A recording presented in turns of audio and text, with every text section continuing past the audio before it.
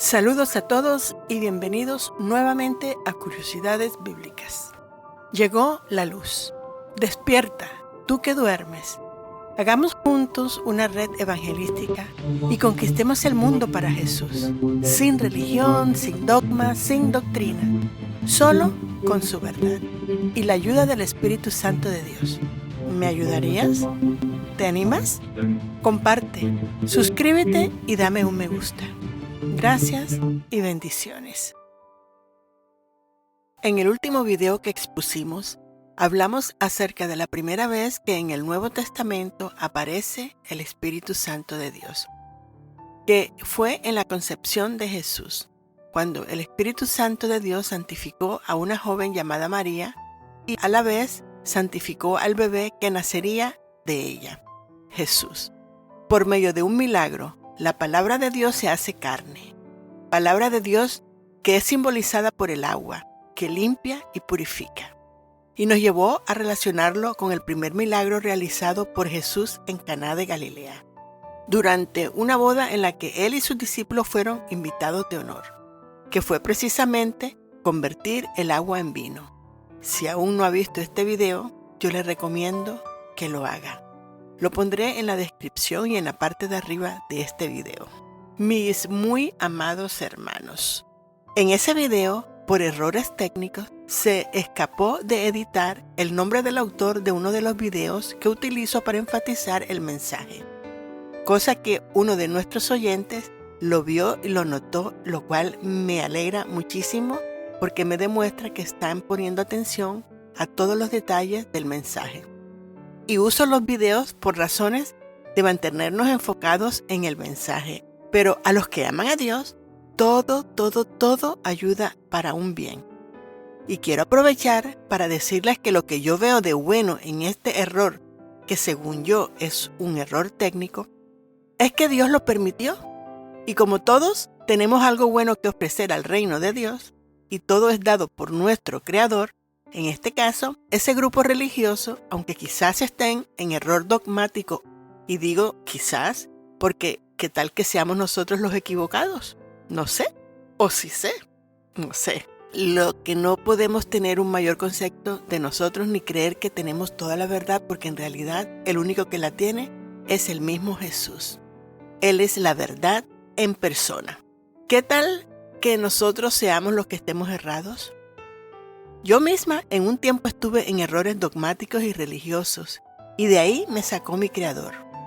Él es nuestro escultor, Él es nuestro alfarero, y en sus manos todo es posible. Y de cualquier manera, ellos tienen un ministerio, y es el hacer esos hermosos videos. Y como sabemos, ese es un don que viene exclusivamente del Creador de todas las cosas. Esos videos los encuentro de excelente calidad, y cada vez que los pueda utilizar, lo haré si así Dios me lo permite. Una de las preguntas que me hizo el oyente es que si yo practicaba esa religión, a lo que le contesté que no. Yo no practico ninguna religión, no pertenezco a ningún grupo religioso. Yo me dedico a estudiar la palabra de Dios, a escudriñarla y a tratar lo mejor que yo pueda de practicarla.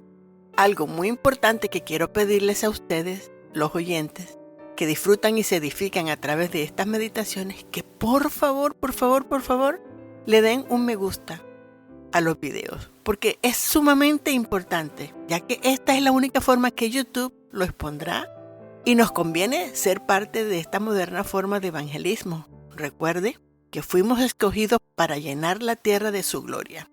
¿Te unes? ¿Te atreves? Siembra en el reino de los cielos y cosecharás en el mismo reino de los cielos. Gracias por atreverte a unirte a esparcir la luz de Yahweh. Dios los bendiga siempre.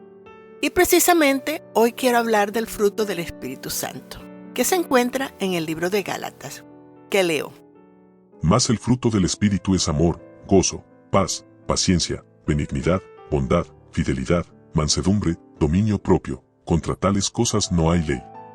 Pues los que son de Cristo Jesús han crucificado la carne con sus pasiones y deseos. Lo primero que vamos a hablar hoy es acerca del sustantivo fruto, que en el griego es karpos, que figurativamente es todo aquello que es practicado en una verdadera asociación con Cristo. Es decir, al ver al creyente figurativamente como un sarmiento, vive en unión con Cristo, que es la vid verdadera. ¿Qué es un pámpano en la vid? Pámpanos son los brotes tiernos y jóvenes durante la época del crecimiento. Ellos darán origen o racimos de flores que más adelante se convertirán en uvas, que posteriormente se cosecharán. Son los responsables de la generación y desarrollo de los racimos de uvas. ¿Y qué es un sarmiento en la vid? Un sarmiento son los pámpanos transformados en ramas. Los sarmientos son más robustos, maderizados y albergan reservas para la próxima temporada del crecimiento. La madera que forman los sarmientos es esencial para soportar el peso de la vid y el desarrollo de nuevos brotes. Los sarmientos tienen la función de almacenar nutrientes y energía para garantizar el crecimiento y la producción futura de la vid. Así que eso somos nosotros. Somos fortalecidos para aguantar, para soportar el peso del fruto que crece en nosotros. En la Escritura se compara a los creyentes con los sarmientos o pámpanos. Y figurativamente el Señor es la verdadera vid. Y el Padre es el labrador. Esto quiere decir sencillamente que Jesús es la planta de la vid, que fue plantado en la tierra por el Padre. Y Él, el Padre, es quien la labra y la poda. Es Él quien trabaja en el viñedo. Él es el labrador. Leamos Juan 15, parte por parte. Yo soy la vid verdadera, y mi Padre es el viñador. Para vid, en el griego se usa la palabra ampelos, que significa vid y viña. De manera que Jesús es ambas cosas. Él es la vid y Él es la viña. Dijo que Él es la verdadera vid y es también el viñero. ¿Qué quiere decir esto? El viñero es la tierra donde se siembra la vid, que el Padre planta en la tierra donde crecen las vides. ¿Y por qué dijo esto? Porque hay muchas personas que se llaman creyentes y seguidores de Jesucristo, pero están plantados en un viñero que no es el de Jesús, que no es el verdadero. Y como ejemplo podemos dar a Judas, que formó parte entre los discípulos escogidos por Jesús, pero al final no lo fue. Es una de las razones por las que debemos examinarnos todos los días a la luz de la palabra de Dios.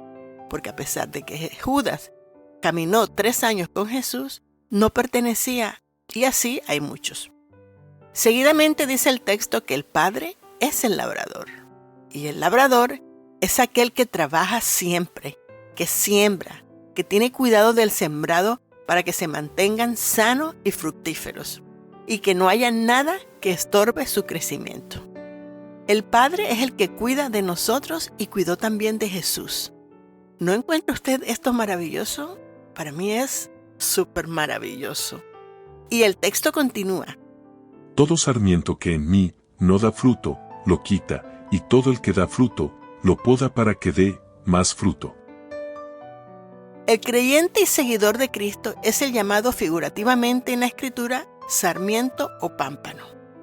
Para quitar, en el griego se usa el verbo airó, que significa tomar, cuando tú tomas algo de algún lugar, quitar, y su raíz es nasa, que significa llevar, levantar o quitar algo. Lo que nos dice es que si una persona dice ser creyente y no da el fruto que corresponde por estar conectado con el viñedo de Jesús, el labrador, que es el Padre, lo llevará, lo sacará, lo cortará, porque es un estorbo en el crecimiento de la planta. Esa es la razón por la que el labrador corta lo que en las plantas no sirve. Él quitará lo que no sirve y roba oxígeno o nutrientes y roba la fuerza al viñedo. Pero todo aquel que da fruto, dice que lo poda, es decir, lo limpia. La palabra que se usa en el griego para limpiar es la única vez que aparece en el Nuevo Testamento y es katairo, que es limpiar mediante una purga, es decir, elimina todos los elementos indeseables que el creyente tiene para santificarlo y purificarlo. De manera que si somos sarmientos o pámpanos, es porque hemos crecido junto con la vid y estamos en el verdadero viñedo. De otra manera, no podríamos permanecer o sobrevivir. Y nos dice claramente que todo sarmiento o pámpano debe llevar o hacer frutos. Y el labrador está pendiente de nosotros para que nos mantengamos limpios y en santidad. Él es quien nos purga o nos limpia a cualquier costo. Y ahí están las pruebas que podemos pasar muchas veces, con tal de que permanezcamos en Él. Por lo tanto, debemos recordar que cuando estemos pasando esas pruebas, siempre son temporales, no son para siempre.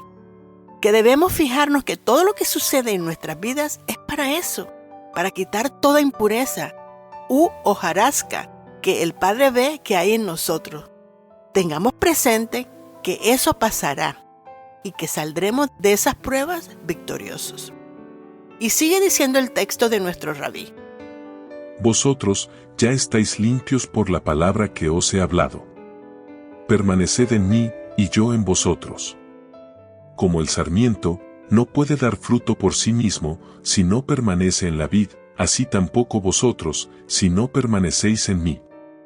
Yo soy la vid, vosotros los sarmientos. El que permanece en mí y yo en él, ese da mucho fruto, porque separados de mí, nada podéis hacer. Jesús nos asegura que ya lo que hemos escuchado y obedecido a su voz, ya estamos limpios. ¿Recuerdan cuando Jesús lavó los pies a los discípulos y Pedro no quería que el maestro le lavara sus pies? ¿Recuerdan lo que hizo el Señor o les dijo? Leamos. Juan 13, 8 al 11. Pedro le contestó, jamás me lavarás los pies. Jesús le respondió, si no te lavo, no tienes parte conmigo. Simón Pedro le dijo, Señor, entonces no solo los pies, sino también las manos y la cabeza. Jesús le dijo, el que se ha bañado no necesita lavarse, excepto los pies, pues está todo limpio, y vosotros estáis limpios, pero no todos. Porque sabía quién le iba a entregar, por eso dijo, no todos estáis limpios. ¿Ven que aquel que no estaba limpio estaba dentro de la viña? Es la palabra de Dios que nos limpia, que nos ayuda a producir fruto. Y Él quiere que demos muchos frutos. Por esta razón nos poda, nos limpia a diario, porque el polvo del camino se nos pega. Y eventualmente quedamos sucios, si no somos limpiados. Miren lo que sigue nuestro texto. Juan 15:6. Si alguno no permanece en mí, es echado fuera como un sarmiento, y se seca, y los recogen, los echan al fuego, y se queman. Todo aquel que no permanece en su palabra es echado fuera del viñedo, y una vez que sean cortados, nunca más volverán a ser parte del viñedo, porque dicen que serán quemados, y cuando algo es quemado, se hace polvo, cenizas.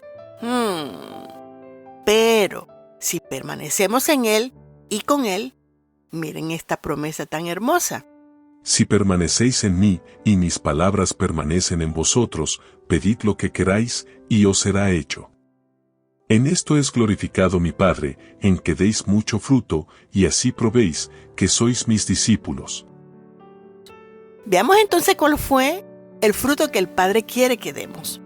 El Espíritu de Dios tiene un solo fruto, y ha sido dado a todos los creyentes, para que lo desarrollen y maduren en Él. Y ese es el fruto que debemos estar dando en nuestras vidas diariamente, ya que la Escritura dice que por sus frutos los conoceréis. Cuando Jesús dijo estas palabras, estaban dándoles con el contexto de que nos fijáramos en el comportamiento de todo aquel que se declara ser un seguidor de Cristo. No para juzgar, ni calificar, ni apuntar, ni descualificar, sino para que nos cuidemos. Todo seguidor de Cristo debe permanecer en Él. Permanecer en Él quiere decir obedecer su palabra. Yo les recomiendo que lean y estudien a Mateo 7, ya que desarrollamos lo que es el fruto que el Padre quiere que demos. Entonces hablemos de lo que sigue en nuestro texto original, que es Gálatas 5, donde continúa diciendo cuál es el fruto del Espíritu que debemos perseguir. Gálatas 5:22. Mas el fruto del Espíritu es amor, gozo, paz, paciencia, benignidad, bondad, fidelidad, mansedumbre, dominio propio. Contra tales cosas no hay ley. Pues los que son de Cristo Jesús han crucificado la carne con sus pasiones y deseos. Ahora hablemos del amor.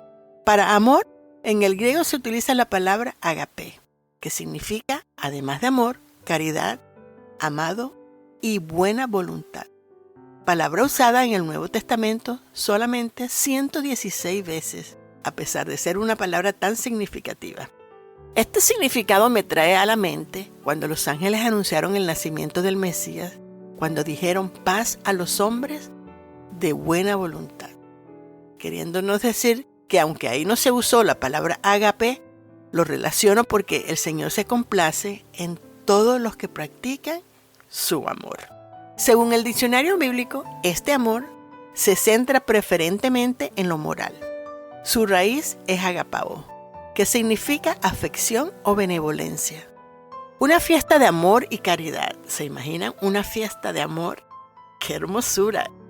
Eso es lo que nosotros disfrutamos cada vez que nos encontramos con el Señor.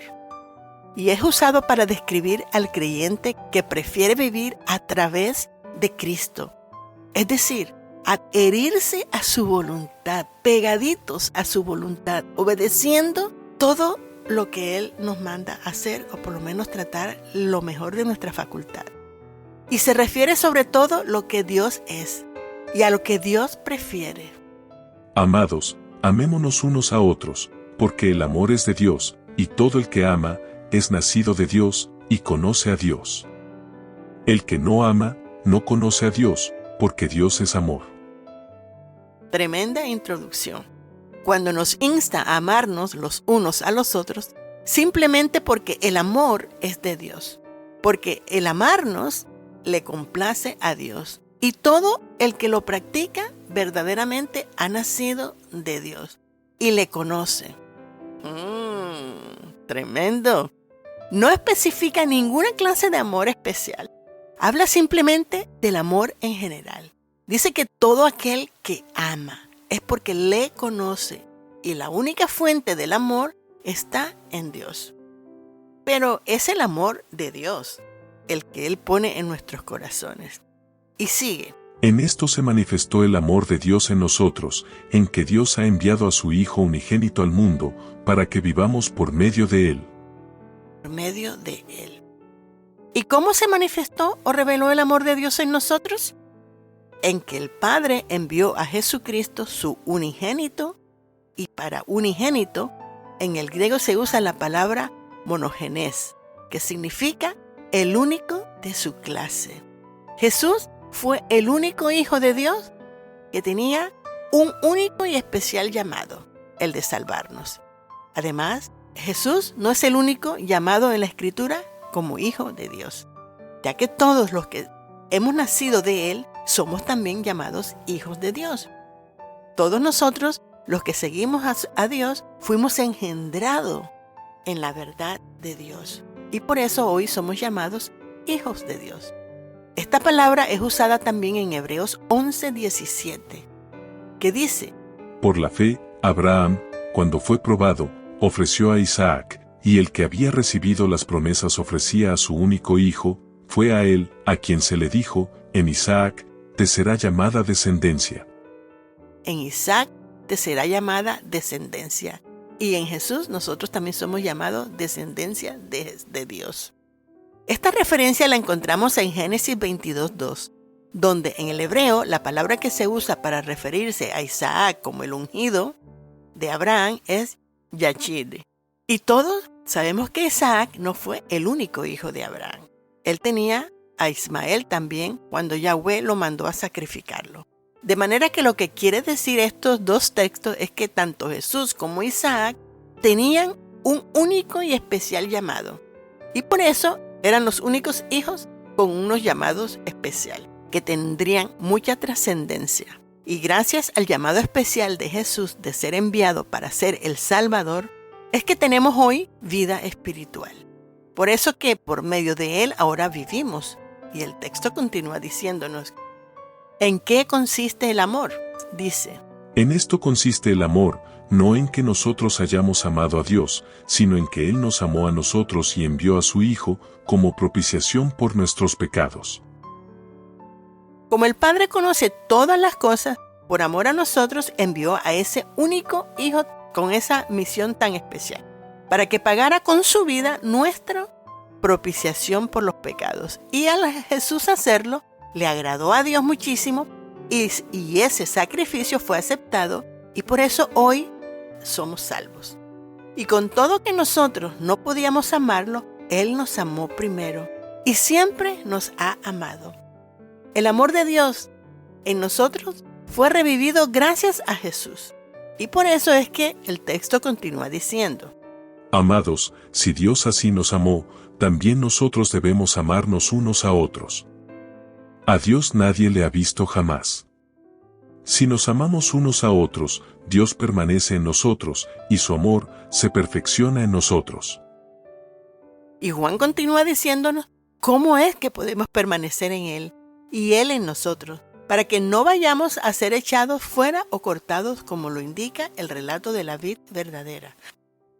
Primera de Juan 4:13 al 14 dice: En esto sabemos que permanecemos en Él, y Él en nosotros, en que nos ha dado de su Espíritu. Y nosotros hemos visto, y damos testimonio, de que el Padre envió al Hijo, para ser el Salvador del mundo. Y la única forma que podemos ser salvos es confesando que Jesús, ese Hijo de Dios, que están unidos, se han hecho uno solo, un ejad, porque dice que Él permanece en Dios y Dios permanece en Él. Y continúa el texto: Todo aquel que confiesa que Jesús es el Hijo de Dios, Dios permanece en Él y Él en Dios.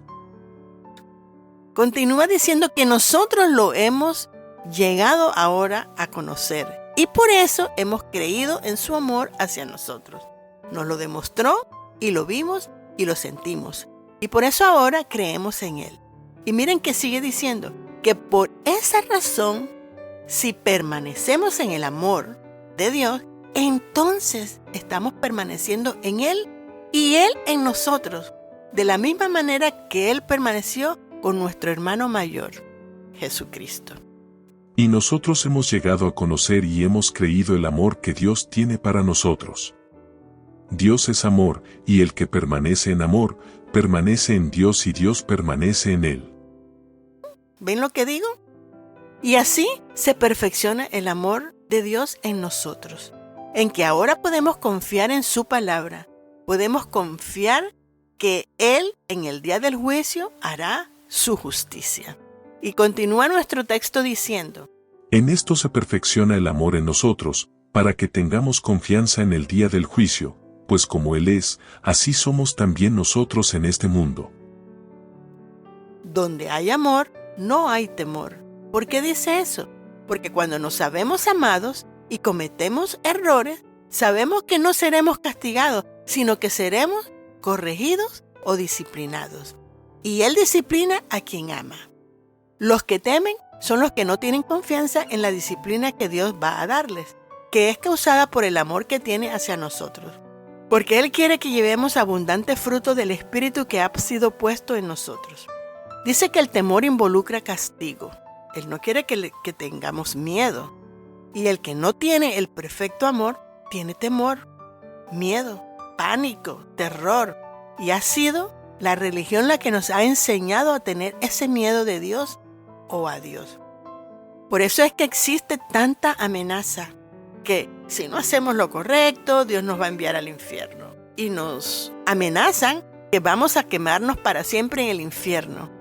Pero no nos habla de la misericordia y del amor y de la oportunidad de arrepentimiento que tenemos para que seamos limpiados de todos los errores que cometemos. ¿No sería mejor obedecerle a Dios porque lo amamos y no por miedo? Eso sería el objetivo principal. Y Primera de Juan 4, 18 al 21 dice: En el amor no hay temor, sino que el perfecto amor echa fuera el temor, porque el temor involucra castigo, y el que teme no es hecho perfecto en el amor. Nosotros amamos, porque Él nos amó primero.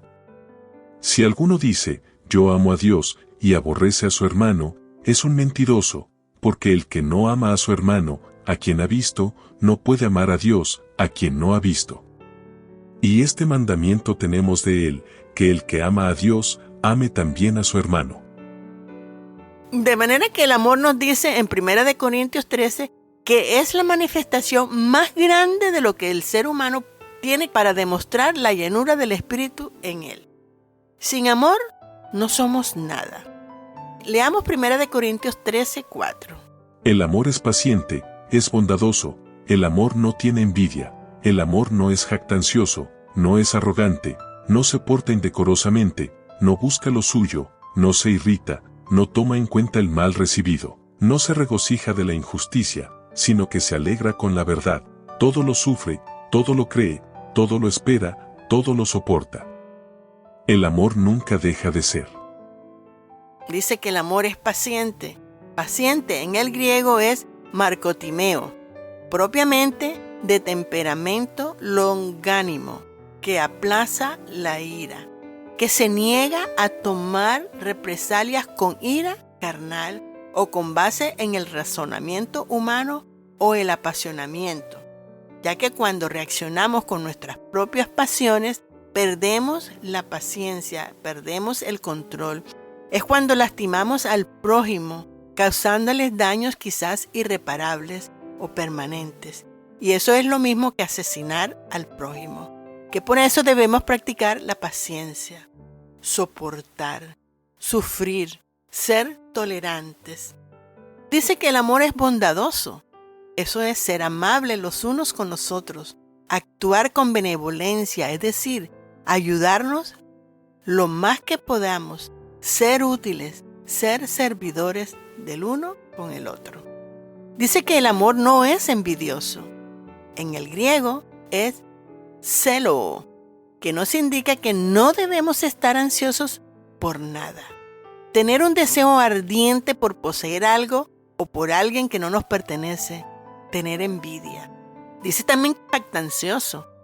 Eso quiere decir que no debemos ser fanfarrones, pasarnos de la línea, de lo prudente, no ser presumidos. Dice que el amor no es arrogante. No se cree mejor que el prójimo, tener una alta estima de sí mismo de la que es realmente. Ese es ser envanecidos, es ser egoísta, arrogante y orgullosos. Dice que el amor no se comporta indecorosamente. Indecorosamente quiere decir impropiamente, deshonrosamente, inapropiadamente. Dice que no debemos guardar rencor y eso es autoexplícito. No se alegra de la injusticia. ¿Qué injusticia? Refiriéndose a lo que no practica en la justicia de la ley de Dios, pero se regocija cuando es practicada su verdad. Dice que el amor todo lo sufre, todo lo soporta, todo lo espera. El que ama verdaderamente nunca deja de amar, porque el amor es un verbo, no es un sustantivo. Y aquel que nos amó primero nunca dejó de amarnos, aún en medio de nuestros actos inmundos para sus ojos. Todo lo que hagamos lo debemos hacer como para el Señor.